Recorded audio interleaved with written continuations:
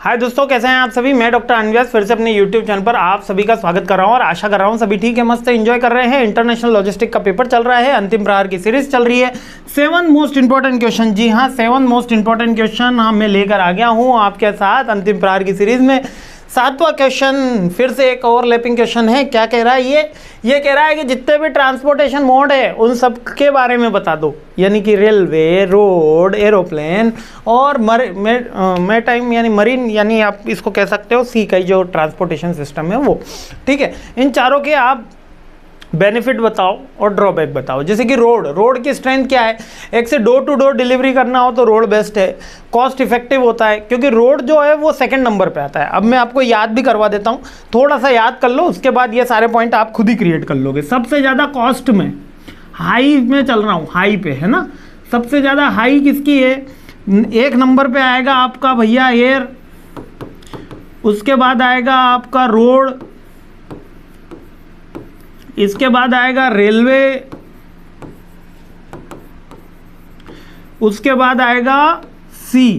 ये 4 पॉइंट याद रखना है। ये कॉस्ट है, मतलब कि यहाँ पर ये मान के चलो 1000 रुपये है, यहाँ पर मान के चलो 100 रुपये है, यहाँ पर मान के चलो 50 रुपये है और यहाँ पे मान के चलो 10 रुपये है। ये कॉस्ट वाइज डिफरेंस है। 1 kg का अप्रोक्सीमेट रेट आपको दे दिया।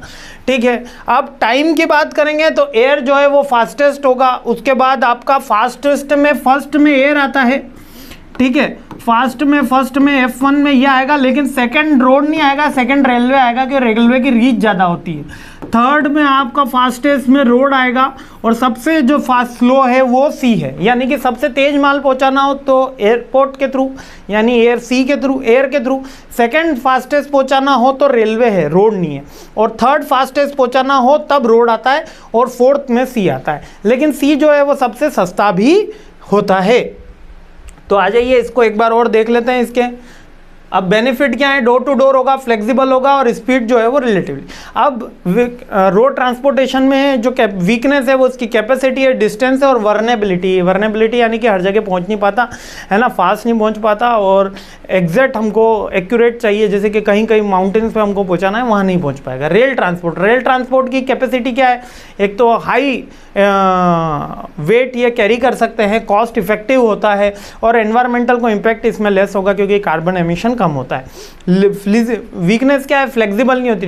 ट्रेन जाएगी उसी टाइम पे जाएगी, अपने अकॉर्डिंग ट्रेन नहीं जाएगी और जिस रूट से होते हुए जा रही है उसी रूट से होते हुए जाएगी। स्पीड भी इसमें as compared to the air transport slower होगी और एक्सेसिबिलिटी जहाँ पे नहीं है वहाँ पे दिक्कत आती है। जैसे कि कोई डिस्ट्रिक्ट है जहाँ पर रेलवे नहीं है तो वहाँ आप कैसे ये करोगे। नेक्स्ट सी का आ जाता है आपकी कैपेसिटी और कॉस्ट इफेक्टिवनेस, दोनों इसमें इसकी स्ट्रेंथ आती है। और वीकनेस क्या है, एक तो स्पीड, सबसे स्लो यही पहुंचता है ना। रूट की डिपेंडेंसी, कौन से रूट से चल रहा है, बेसिकली कुछ ही रूट के ऊपर ये प्रोडक्ट चल रहा होता है।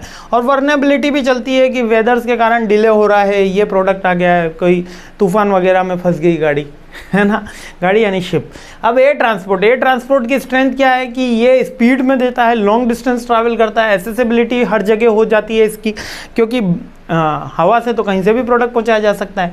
वीकनेस क्या है, एक तो कैपेसिटी का इशू रहेगा कि एक लिमिटेड कार्गो की कैपेसिटी होती है, ज़्यादा टनों में माल नहीं जा सकता, कॉस्ट इसकी हाई होती है और एनवायरमेंटल को इम्पैक्ट भी हाई होता है। यही पॉइंट्स अपन को ध्यान में रखना है। तो ये 3-4 मोड है और चारों मोड की आपको सारी डिटेल्स मैंने बता दी हैं। सारे पॉइंट्स अभी PDF में भी आपको मिल जाएंगे, वहाँ से डाउनलोड कर लेना, वेबसाइट पे अवेलेबल हो जाएगा। ठीक है, आगे बढ़ते हैं, सीरीज़ आगे बढ़ाते हैं। जय हिंद।